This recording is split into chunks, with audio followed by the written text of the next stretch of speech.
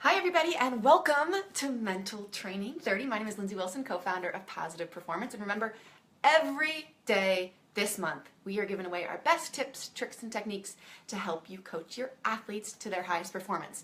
And today what I want to talk about is, ding, ding, ding, practice. Because everybody can get better practices. Everybody can benefit from improved practices. And everybody is already trying to do that, maybe with better drills or different drills or longer practices or different times for your practice or any kind of different exercises that you're trying to do to improve your practices. And what I would say is definitely keep tweaking it, but one of the things that we're seeing with our clients a lot is that some really simple shifts to get your athletes more focused, and your coaches too, can be huge in improving the quality of your practices. And it doesn't take a lot of time, and they're really, really simple. And I mean, it's basically just that so many athletes aren't coming to practice focused or have no idea how to actually focus for practice. So I'm going to be talking about two of our guides today. The first one is the Braver. And I know this was coming up backwards, but you get the idea. And I'll put the link below. If you have not downloaded this yet, it's free. Most of you, I think, have. But do that. Just trust me. People love this. And if you've done it, tell us how it's working below.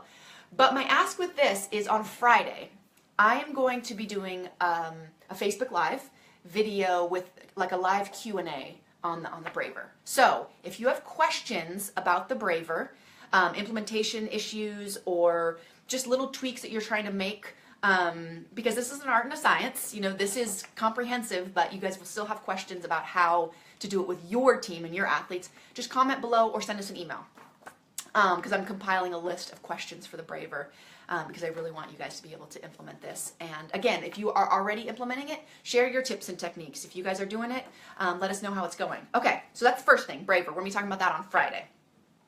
The second thing I'm going to be talking about is a coach's guide to achieving great practices.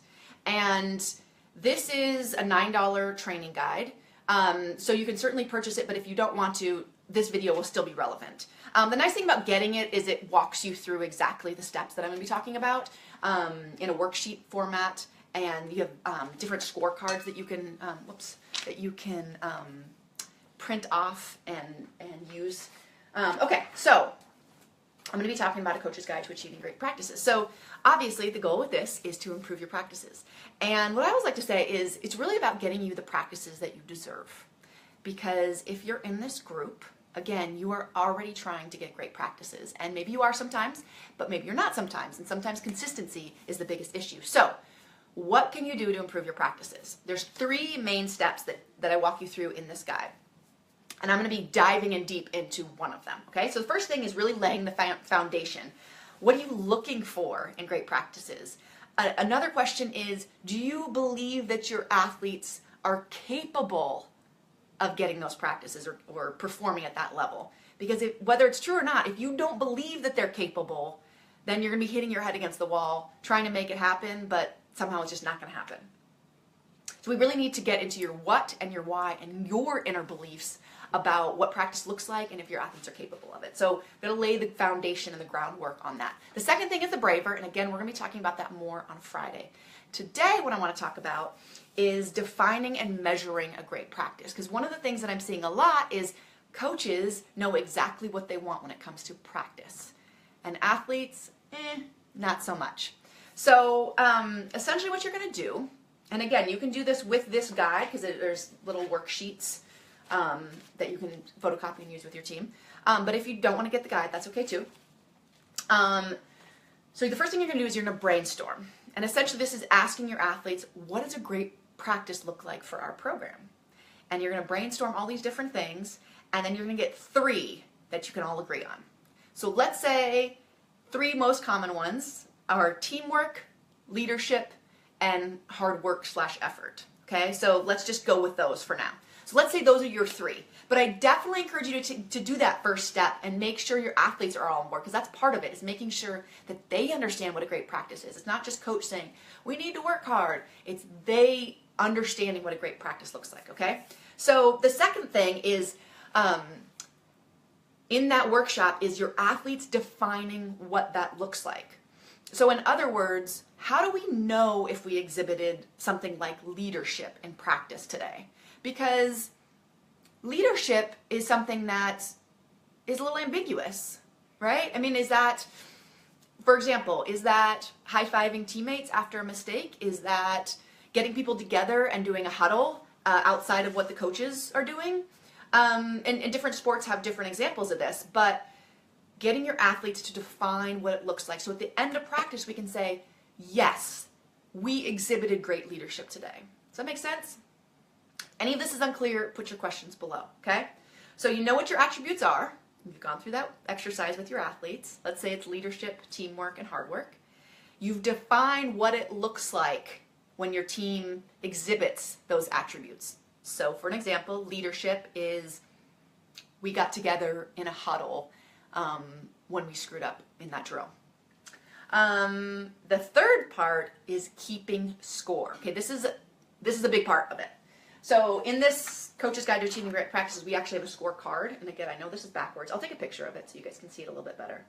And essentially, it goes week by week, Monday, Tuesday, Wednesday, Thursday, Friday, Saturday, Sunday.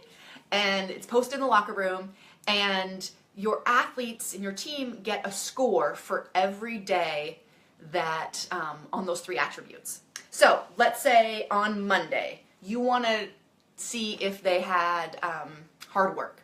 So at the end of practice, you rate yourself. The team rates if those 3 attributes were accomplished during practice. So again, leadership, hard work, and teamwork. And your athletes are going to give the team a score. And essentially what I like to do is in the beginning, maybe you and your coaches give the score, but eventually you go, okay, athlete A, athlete B, athlete C, you rate leadership, you rate hard work, you rate teamwork. And you can certainly have a discussion about it. Okay, so like you can, if someone says, yes, we had this high score, and other people are like, oh, we didn't, or vice versa, that's okay. That's a good discussion to have.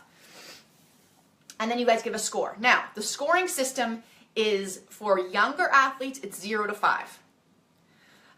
For like medium athletes, like elite high school, college, it's 0 to 3. And for really elite, if you think your athletes know exactly what they're supposed to be doing and they need to be doing it every day, it's 0 to 1. So the highest score being the better. So for a 0 to 1, it's either we exhibited great leadership today or we didn't. There's no gray area. But again, as they're younger, more gray area I think is important. And then you can also score at the end of the week. So whatever the total is for the week, let's say it is that 0 to 1. Let's say you have 5 practices that week, so the most you can score is 5. Then you get a score at the end of the week. So maybe one day you didn't do so great, so you get a 4 out of 5. See how that works? And this is really great because it's really simple, but it holds people accountable. It holds the entire program accountable. So you've defined what you want, and then you're keeping score. So you can actually look back and say, we exhibited hard work this week, or we didn't, instead of the staff or the coaches kind of getting together and being like, why are we not working hard, or why are we not great teammates? That your athletes have that buy-in and they're seeing that score every day so that they can have those check-ins and say, okay, we didn't exhibit great teamwork today. Let's do better tomorrow. But it's very tangible and everybody's on board and everybody is seeing that score. And so you're getting that accountability. Remember this principle. What gets measured gets done.